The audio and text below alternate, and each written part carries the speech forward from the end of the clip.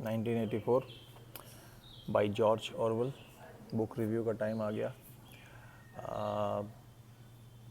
मैंने इसको 20 दिन में ख़त्म कर दिया। इतनी जल्दी मैंने शायद ही कोई किताब पढ़ी हो, और इसकी वजह है इतनी बेहतरीन तरीके से सोचना किसी के लिए कहानी को और लिखना बहुत ही, क्या बताएं, जितनी प्रशंसा लोग करते हैं इसकी वो कम ही है। मैं कहूँगा किसी भी रिकमेंडेशन लिस्ट में जाइएगा तो 1984 को ज़रूर रिकमेंड किया जाएगा साइंस फिक्शन बुक्स में, और वो गलत नहीं है, बहुत ही सटीक रिकमेंडेशन मैं कहूँगा हर कोई करता है। 1939 में पब्लिश की गई। 1984 नाम इसलिए है क्योंकि इसमें ईयर 1984 एज़ फ्यूचर दिखाया गया है, और उसमें समाज की व्यवस्था, सरकारी व्यवस्था क्या है, किस तरीके की है, उसके ऊपर पूरा मतलब पूरे एक तरीके से समाज कैसे चल रहा है 1984 में, 1984 में, वो जॉर्ज ऑरवेल ने इसमें बताया है। कहानी डिस्टोपियन फ्यूचर के ऊपर है। मतलब यूटोपिया होता है, एक डिस्टोपिया होता है। यूटोपिया में सब अच्छा होता है, डिस्टोपिया में सब बुरा होता है। तो ये बेसिकली सब बुरा जो हो सकता है वो सब बताया गया है। और मैं ये कहूँगा कि ये अभी तक इसलिए चल रही है क्योंकि जो भी इस किताब में सरकार की नीयति, सरकार के कर्म लिखे हैं, वो कहीं ना कहीं दिख जाते हैं। आजकल भी वैसा है कि लोग, ऐसी सरकारें हैं जो इस तरीके का अपने जो समाज है, अपने लोग हैं, उनको उस तरीके का बना देती हैं कि ये किताब कहीं ना कहीं हर किसी को छू जाती है। अब जैसे इसमें ये है कि अगर मैं थोड़ा सा किताब के अंदर जाऊँ, ज़्यादा नहीं जाना चाहूँगा, कि 3 बड़े राष्ट्रों में 1984 का समाज बटा हुआ है। Oceania, east Asia, Eurasia. Oceania में इंग्लैंड, अमेरिका और साउथ अफ्रीका आता है। ईस्ट एशिया में चीन, लाओस, कंबोडिया और जापान वगैरह आते हैं। मतलब ये हैं नहीं, एग्जिस्ट नहीं करते हैं, ये एक ही सब, आप मान लीजिए कि ये एक साथ हो गए तो ये एक देश है। यूरेशिया में पूरा यूरोप, रशिया, मध्य एशिया और भारतीय उपमहाद्वीप और कुछ हिस्से सेंट्रल एशिया के, इनके ऊपर लड़ाई चला करती है कि इनका कब्ज़ा कौन करेगा। और हर वक्त लड़ते रहते हैं तीन ये जो बड़े राष्ट्र हैं, हर वक्त लड़ते रहते हैं। हर वक्त इनके लिए युद्ध करना उतना ही अनिवार्य है जैसे हम लोग सांस लेते हैं। क्यों अनिवार्य है? क्योंकि जिस तरीके की सत्ता है, ये सब डिक्टेटरशिप है, तीनों डिक्टेटरशिप हैं। ओशियाना, जिसमें जो ये मेन जिसमें दिखाया गया है इंग्लैंड के बारे में, ओशियाना एक डिक्टेटरशिप है जिसमें इंग्लिश सोशलिस्ट करके पार्टी है, उसका राज है, डिक्टेटरशिप है। उसमें बिग ब्रदर नाम से कोई डिक्टेटर है जो राज करता है, और बड़े ही विचित्र कानून हैं। हर घर में ऐसे टेलीविज़न सेट लगे हुए हैं जो कि न सिर्फ दिखते ब्रॉडकास्ट करते हैं बल्कि रिसीव भी करते हैं। घरों में वो ऐसी जगह लगे होते हैं जहाँ पे कुछ भी छुपा नहीं रहता, हर चीज़ हर समय मॉनिटरिंग हो रही है। कौन सरकार का व्यक्ति कब देख रहा है, क्या देख रहा है, आपने क्या बोला। अगर बहुत हल्की बुदबुदाहट से बोलोगे तभी नहीं सुनाई देगा, वरना उन्हें सब सुनाई दे रहा है। सिंप्लिसिटी इस लेवल की सरकार में आ गई है कि मात्र 3 मिनिस्ट्रीज़ हैं, 3 या 4 ये थी। Ministry of war, ministry of truth, ministry of love and ministry of plenty. और ये सब झूठ फैलाते हैं। मिनिस्ट्री ऑफ ट्रूथ हर समय किताबें बदला करता है, हर समय पास्ट को बदला करता है। पास्ट को वेरीफाई करने का कोई तरीका ही नहीं है कि पहले कैसा था, अभी कैसा है। रोज़ के रोज़, जैसे मान लीजिए बिग ब्रदर ने कहा कि इस समय रिकॉर्ड गेहूं का प्रोडक्शन हो गया है, तो पास्ट का सब बदल दिया जाएगा कि अगर कभी बिग ब्रदर ने ये कहा होगा कि हो सकता है इस वर्ष गेहूं उतना ना पैदा हो, तो सब बदल के चेंज कर दिया जाएगा। बिग ब्रदर ने पहले ही कहा था कि गेहूं इतना पैदा होगा, तो देखिए हो गया। आपके विचारों को इस हद तक कंट्रोल करने का प्रयास किया जाता है इस सरकार में कि आप सोते टाइम आपको मॉनिटर किया जाएगा, ठीक है, आप खाते टाइम आपके बाथरूम में भी आपके चेहरे की हल्की सी शिकन भी नोट कर ली जाती है। साइंटिफिक प्रोग्रेस ख़त्म हो गई है, सत्य की पहचान का कोई तरीका नहीं है। उतना ही साइंटिफिक प्रोग्रेस अलाउ किया जाता है जो कि युद्ध लड़ने के काम आए या फिर और ज़्यादा सर्वेलेंस के काम आए। अब इसमें जो चीज़ें हैं वो इतनी, वैसे तो आप हिंदुस्तान में रह के, इंडिया में रह के आप नहीं कहोगे कि ये कैसे हो सकता है यार 24 घंटे कोई कैसे मतलब इतना सर्वेलेंस मेंटेन कर सकते, इतना पॉसिबल ही नहीं है 120 करोड़ लोगों का। तो सरकार सब पे करती नहीं है, लेकिन वो ऐसा भय बनाए रहती है हर वक्त कि ये जो है आपको देखा जाएगा और कभी भी पकड़ा जा सकता है, और जिस दिन पकड़ लिया गया उस दिन आप गायब हो जाओगे। आपका एग्जिस्टेंस, मारे नहीं जाओगे, ये भी नहीं होगा कि मर जाओगे या मार दें, वो चुपचाप आपको गायब करेंगे, टॉर्चर करेंगे और ऐसे हटा देंगे कि आप कोई पैदा ही नहीं हुए थे, आपके सर्टिफिकेट गायब हो जाएंगे, आपके माता पिता गायब हो जाएंगे, आपका पूरा एग्जिस्टेंस ही ख़त्म हो गया और आम जनता को कोई फ़र्क ही नहीं पड़ेगा। अब आप कहेंगे ये सब हो रहा है तो आम जनता क्या कर रही है? तो बहुत ही बुद्धिमानी से इस सरकार ने समाज को 3 हिस्सों में बांट दिया है। पहला हिस्सा इनर पार्टी, मतलब ये कहो कि अंदर के टॉप लेवल पार्टी मेंबर जो कि 1-1.5 लाख लोग हैं। उसके बाद आउटर पार्टी जो कि हो सकता है 10-20 लाख हो। उसके बाद आम जनता, जिसमें हर कोई आ जाता है। आम जनता को पॉलिटिक्स में घुसने नहीं दिया जाता है, उसको पॉलिटिक्स में कुछ कहने नहीं दिया जाता है, उसको हर वक्त इंजेक्शन, मतलब एक तरीके से चार्ज रखते हैं कि यार देखो वहाँ लड़ाई हो रही है, तुम्हारे इतने लोग मर गए, तुम तैनात हो जाओ, हमने उनके ऊपर विजय पानी है। मतलब हर वक्त वो इमोशनली इतना चार्ज रखते हैं कि आम जनता के पास और कोई तरीका ही नहीं है कि वो अपना गुस्सा किसी तरफ, अपना ध्यान भी किसी और तरफ ले जा पाए। और यही इनका राज करने का तरीका है। सिर्फ इतना खाने को मिलता है जिससे मरे ना, सिर्फ इतना पहनने को मिलता है जिससे सर्दी से ना जकड़ जाए कोई, और सिर्फ सर पे छत रहती है। बच्चों को इन्होंने जासूस बना दिया है, वो बच्चे अपने ही माँ बाप पे जासूसी करते हैं, किसी पे भी कर सकते हैं। वो उन्हें सड़क चलते कोई दिख गया कि ये आदमी ठीक से नहीं चल रहा है, वो पुलिस में रिपोर्ट कर देते हैं, और बच्चे चाहे वो सही हो या गलत हो वो मान ली जाती है, उसे आदमी गायब कर दिया जाएगा। तो बच्चों को सोसाइटी से अलग कर दिया गया है।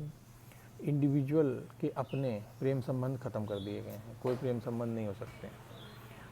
सेक्स को सिर्फ बच्चे पैदा करने और रिप्रोडक्शन का बना दिया गया। और ये किया कैसे गया है कि औरतों के भी दिमागों पे कब्ज़ा किया गया, इस हद तक कर दिया गया है कि आप उनको किसी के प्रति प्रेम न फील हो, उन्हें सिर्फ ये ड्यूटी लगे कि अगर हमें आगे जनरेशन बढ़ानी है तो हमें सेक्स करना होगा और इसलिए हमें एक शादी करनी पड़ेगी। बाकी उनकी किसी के प्रति कोई प्रेम, कोई आस्था, कोई व्यवहार नहीं, कोई लव रिलेशनशिप नहीं होती है, कोई हैं भी तो वो सब पार्टी के प्रेम से नीचे हैं, पार्टी सबसे ऊपर आती है।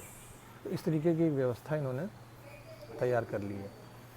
कहानी किसके बारे में है? कहानी प्रोटैगनिस्ट के बारे में। अगर मैं सिर्फ ये 2-3 लाइन में कहूँ तो विंस्टन स्मिथ एक इसमें प्रोटैगनिस्ट है जो कि आउटर पार्टी मेंबर है। आउटर पार्टी मेंबर्स को रिलेशनशिप रखने की इजाज़त नहीं होती है विद इन पार्टी मेंबर, उनको हर तरीके से मॉनिटर किया जाता है। तो हमारे विंस्टन स्मिथ जो हैं वो मिनिस्ट्री ऑफ ट्रूथ में काम करते हैं और उनका काम होता है हर वक्त हर समय जो पुरानी हिस्ट्री है उसको बदलते रहिए, ताकि जब भी कोई रेफ़र करने जाए किसी चीज़ को तो उसे वही मिले जो आज पार्टी कह रही है। लेकिन यहाँ पे बात आ जाती है कि इंसान की प्रवृत्ति नहीं बदलती, और इस कहानी में इस जॉर्ज ऑरवेल ने यही बताया है कि एक जो हमारा प्रोटैगनिस्ट है वो नहीं मानता, वो जानता है कि तुम सब झूठ बोल रहे हो, वो ये मन से मानता है कि एक दिन जो है पार्टी को ओवरथ्रो कर दिया जाएगा और हम जो है जो 80% जनता जो है वो सबको बाहर फेंक देगी। पार्टी वालों को तो उसे उम्मीद नहीं है, तो वो छोटी छोटी चीज़ें करता है, जैसे डायरी लिखता है और कुछ करता है, और जो है जितना ज़्यादा जो भी वो दबे छुपे तरीके से अपना विरोध रख सकता, अपनी खुद की एक सोच रख सकता है, वो रखने की कोशिश करता है। एक 3 मिनट की हेट करी जाती पूरे देश में, जिसमें 3 मिनट तक सिर्फ हेट करते हैं लोग, चिल्लाते हैं, गालियाँ देते हैं अपने दुश्मनों को लेकर, जो यूरेशिया, ईस्ट एशिया जो भी है। एक इनका मिथिकल इन्होंने विलन बना लिया गोल्डस्टीन करके, जो कि जिसके ऊपर ये इल्ज़ाम है कि वो पार्टी को ख़त्म करना चाहता है, तो उसके ऊपर 3 मिनट की हेट। तो विंस्टन स्मिथ जो है उसमें बहुत बढ़ चढ़ के हिस्सा नहीं लेता है। वो अपनी ज़िंदगी में कुछ अपनापन भी चाहता, अपना विचार रखना चाहता, अपनी सोच एक चाहता है कि यार हमारे पास हमारी अपनी सोच हो।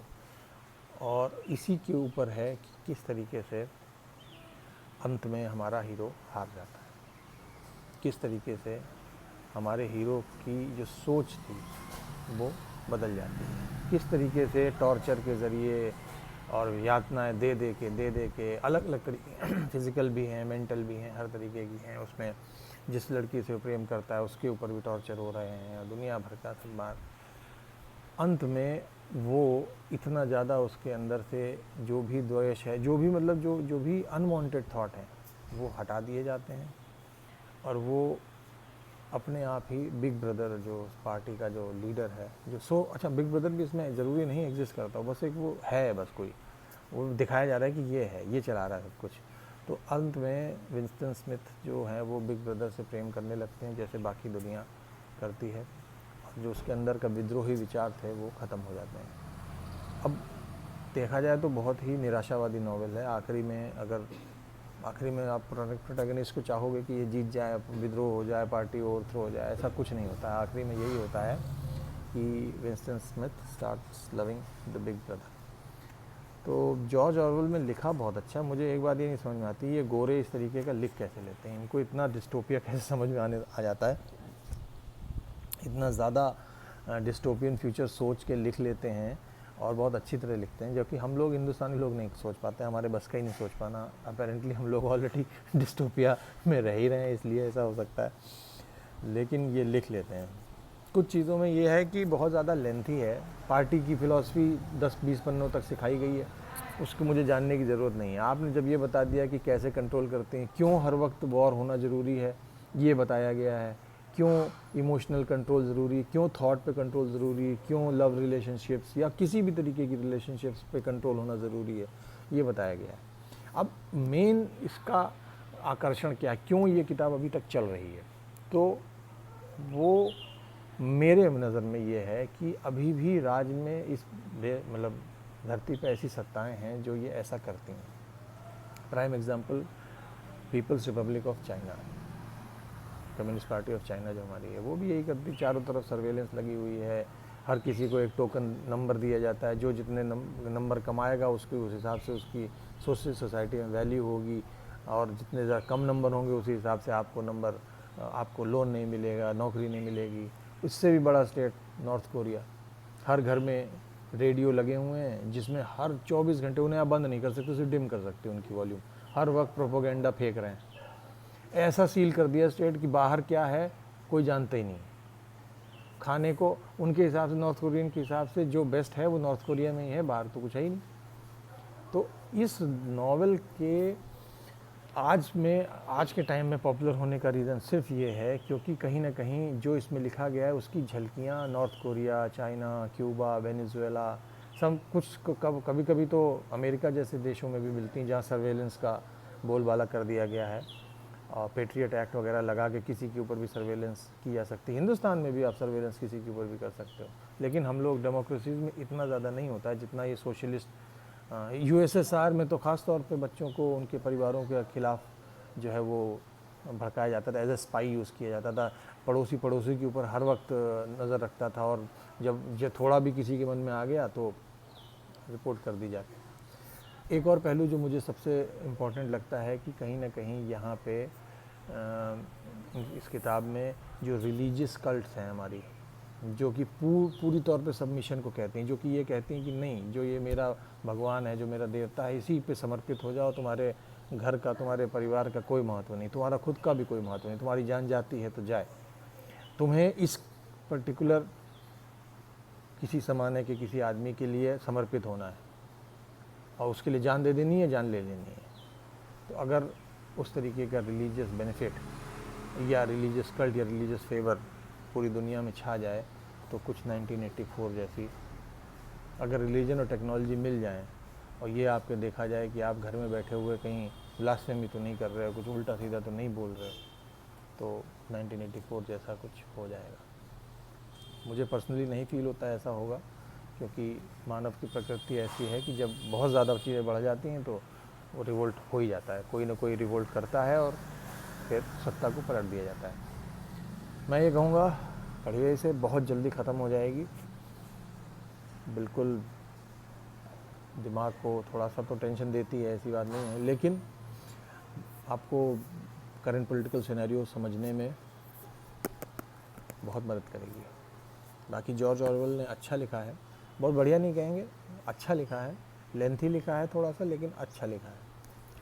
और इसी के साथ हरदोई शहर से मैंने अब रिव्यू ख़त्म कर रहा हूँ। बढ़िया अपने गार्डन में बैठ के, ठंडी हवा चल रही जून के महीने में। उम्मीद करते हैं कि जो लोग आप लोग पढ़ेंगे मेरे रिकमेंडेशन पे से, तो आपको भी पसंद आएगी। Thank you.